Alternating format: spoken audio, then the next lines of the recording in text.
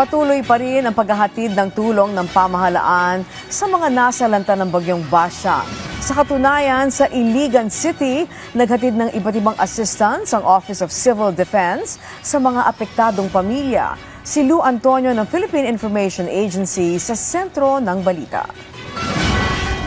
Namahagi ang Office of Civil Defense ng iba't ibang tulong sa mga pamilyang naapektuhan na bagyong Basyang sa Iligan City. Kabilang sa ipinamahaging ayuda ang family packs na may kitchen kits at sleeping kits. Gayon din ang shelter repair kits at hygiene kits upang agad na matulungan ang mga residente sa kanilang pagbangon mula sa pinsala ng bagyo. Unang-unang direktiba ng ating presidente ay tulungan ang mga komunidad na nasalanta at ang mga pamilya at individual na kailangan maipamahagi natin ang tulong sa kanila.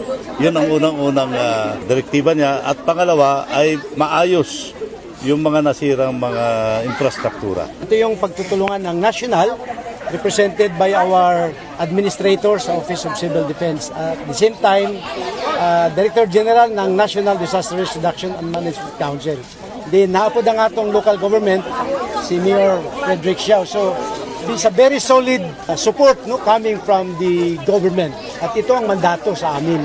Ito tamang-tama lang, ginawa ito after our Ardana. We have the data now, even though kulang pa, but we are starting now. Malaki naman ang pasasalamat ng mga apektadong residente sa agarang tulong at suporta na kanilang natanggap mula sa gobyerno. Daghang kayong salamat sa iyahang gitabang sa amo nga kami nagkinahanglan sa karon nga kalamidad nga tagaan pud niya o pagtagad sa dili sa Iligan.